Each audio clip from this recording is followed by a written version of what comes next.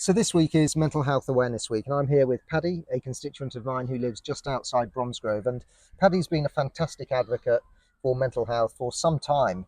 I've known you for about a year, Paddy, and I've been really grateful to you for getting in touch to shine a light on your own experiences, and so that we can talk during this critical week about the support that people require within society, whether it's from others, whether it's from the education system, healthcare system, in order to provide support when people need it. And the way I see this, everyone goes through ups and downs in life, but there are some really acute pressures, particularly on young people. You've got societal pressure from peers.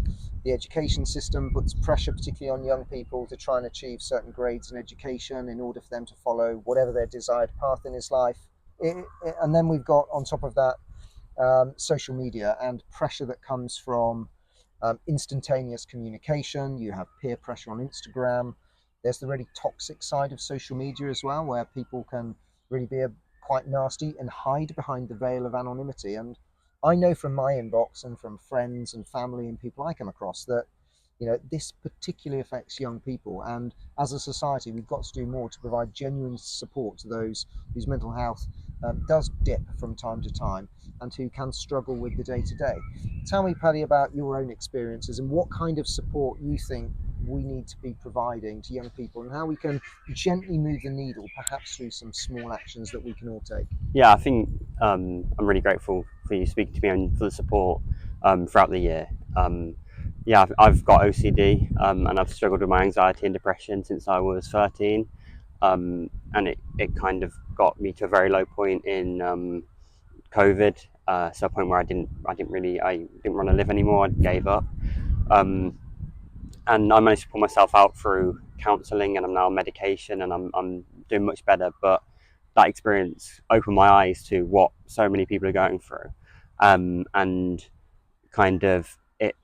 I was very lucky that I managed to get support, but there's so many people out there, so many young people, hundreds of thousands of young people are waiting over a year for support.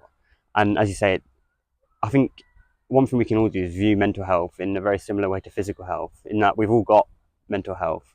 We all go through ups and downs, like mental poor health and good mental health, but um, we've got to view mental illness in the same way as physical illness. If you were waiting a year after you broke your arm, then you wouldn't expect that arm to ever be the same again.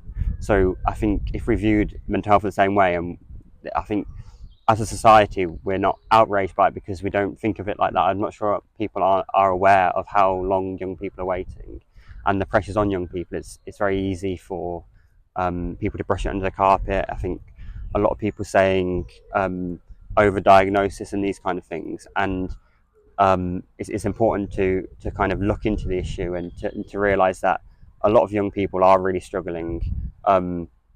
And it's not about being more sensitive, it's about these extra pressures. Young people have gone through COVID, young people have gone through social media, which is, as you say, is vicious. um, Young people's loneliness is on the rise, so these type of things.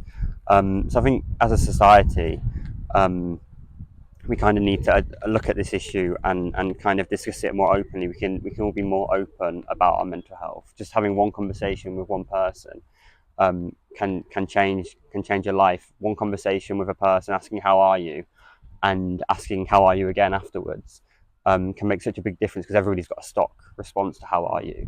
But if you ask it again, it's much more thought provoking, and not being scared of the conversation. So it's much better to say something. You can't say the wrong thing. If you're scared to say the wrong thing, just say something, because having a conversation about mental health or having a conversation about suicide, it opens that conversation up, and people are often looking for that one glimmer of hope in their life to kind of hang on to, and you could be that person. So I think if there's one thing you can do, is just open those conversations up, and really being open, and often being vulnerable yourself about your own mental health can be really important. I think you raised some great points, Paddy, particularly about how in plain sight this is, that it's Mm, everywhere and it surrounds us, even if people don't realise it. You can walk through, you can walk down Bromsgrove High Street or anywhere in the country, and whoever we walk by, we don't understand or know exactly what they're going through mm, in life and what's affecting them. You talked about your own struggles, yeah. particularly with OCD and particularly coming out of COVID. What was the kind of support that you found was available, and What kind of support from your own experience do you think we are really lacking that society could provide? And maybe you could tell us a little bit as well about the hub down in Bromsgrove, because I visited you there and I know that you're volunteering there to support young people as they not just sort of, you know, find activities to do when they're not at school and things like that, but I know that the hub is helping young people who've got mental health struggles too. Yeah, so when I kind of came out of COVID, when I was really struggling, um, I managed to have a counsellor. My parents paid for me to have a counsellor, and I can say that without that counsellor, I wouldn't be here now. That counsellor saved my life, and I still speak to my counsellor today.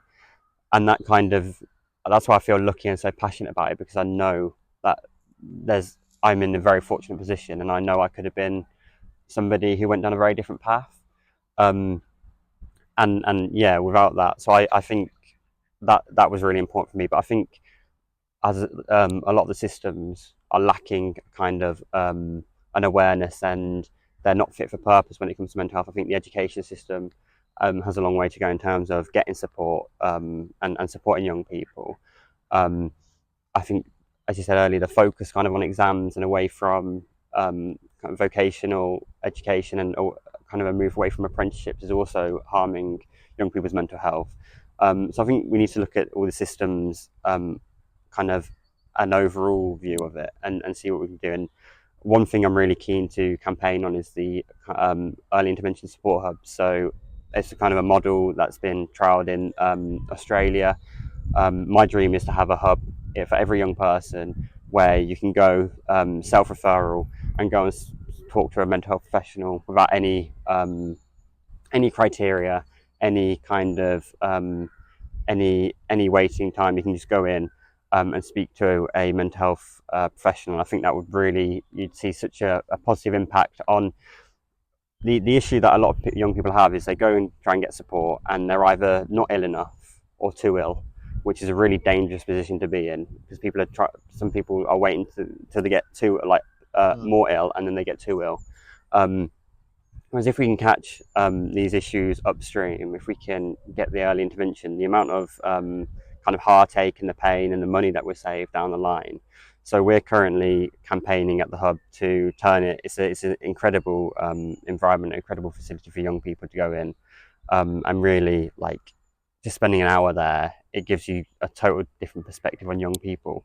I think, just when I was in there the other day, and two young people, I think 15, 16, were just playing in boxes for the whole hour I was there, and it's a very different narrative to what's seen as young people on phones and that kind of thing. But what we're trying to do is turn it into a mental health support hub that's open from 9 till 9. So any young person in Bromsgrove could just walk in and see somebody straight away, or they could have regular sessions if they need it. And that wouldn't just be to sit in a room and speak to a counsellor with like a fake plant. That's Mm. one thing we're really keen to avoid. There's a dartboard, there's pool. So if a young person wasn't comfortable in that position, they'd be able to come in and really choose to do something that they want to do, and that will be, it's much more empowering environment for young people to open up in.